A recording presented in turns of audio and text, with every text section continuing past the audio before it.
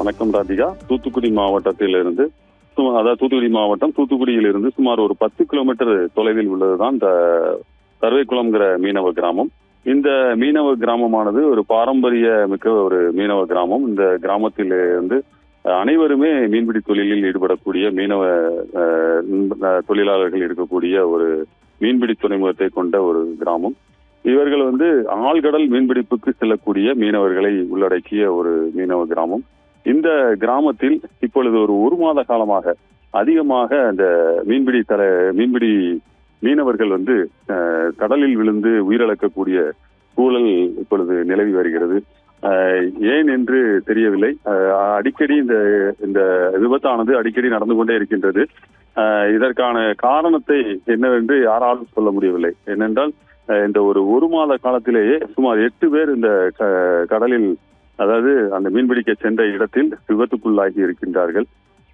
இப்ப பாத்தீங்கன்னா நேற்று முன்தினம், அதாவது 15ஆம் தேதி ஒரு மீன்பிடிப்பதற்கு ஒரு படகில் ஒரு 6 பேர் மீன்பிடிக்க சென்றுள்ளார்கள். அவர்கள் சென்ற மீன்பிடி படகில் ஒருவர், அதாவது தஞ்சாவூர் மாவட்டத்தை சேர்ந்த முத்துப்பேட்டைங்கிற பகுதியை சேர்ந்த ஒரு மீனவர் கடலில் விழுந்து உயிரிழந்துள்ளார். இது போன்ற ஒரு சம்பவம் அடிக்கடி நடந்து கொண்டே இருக்கின்றது. இதற்கு தடுப்பதற்கான நடவடிக்கைகளை மேற்கொள்வதற்கு அரசு எந்த விதமான நடவடிக்கையும் எடுக்கப்படவில்லை.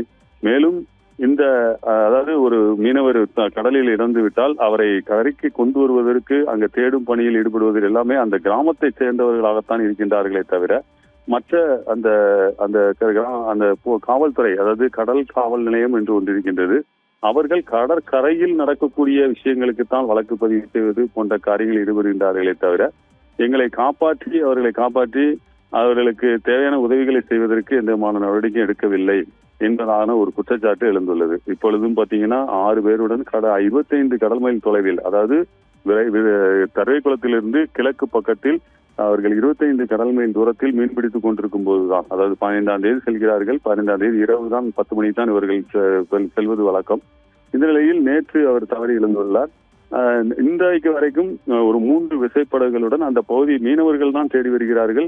அவர்களை இதுவரைக்கும் அவரை கண்டுபிடிக்க முடியவில்லை. அவர் உயிருடன் இருக்கின்றாரா அல்லது அருகில் உள்ள தீவு பகுதியில் எங்கு ஒதுங்கி இருக்கின்றாரா இல்லது விழுந்ததில் உடனே இறந்து விட்டாரா என்பது எதுவுமே தெரியவில்லை. அந்த இடத்தில் அவரது உடல் மிதக்கின்றதா என்றும் தேடி பார்த்து விட்டார்கள். அருகில் உள்ள தீவு பகுதியிலும் இருக்கின்றாரா என்றும் பார்த்து விட்டார்கள். அவர் கிடைக்கப்படவில்லை. இப்பொழுது அந்த கடற்காவல் நிலையம் என்று ஒரு காவல் நிலையம் தருவைக்குளத்தில் இயங்கி வருகிறது. அந்த கடற்காவல் நிலையத்தில் புகார் கொடுக்க சென்ற மீனவர்களிடம் அந்த கடற்காவல் நிலைய காவல்துறையினர் எங்களது பகுதியில், அதாவது இப்பொழுது 8 பேர் வரை நாம் ஏற்கனவே உயிரிழந்து விட்டதாக கூறியுள்ளோம் அல்லவா, இந்த 8 பேர் மீது வழக்குகள் ஏற்கனவே உயிரிழந்தது குறித்து நாம் பதிவு செய்துள்ளோம்.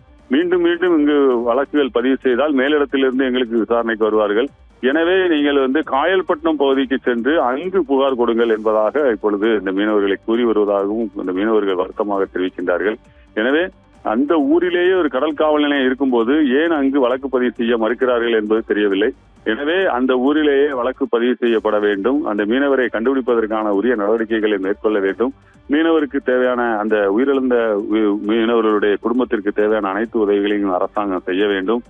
மீண்டும் இதுபோன்ற உயிரிழப்புகள் நடைபெறாத வண்ணம் தடுப்பதற்கு உரிய முன்னெச்சரிக்கை நடவடிக்கைகளை, அதாவது மீனவர் உயிரை பாதுகாப்பதற்கான நடவடிக்கைகளை மேற்கொள்ள வேண்டும் என்பதுதான் அப்பகுதி மக்களினுடைய கோரிக்கையாக உள்ளது. ராதிகா.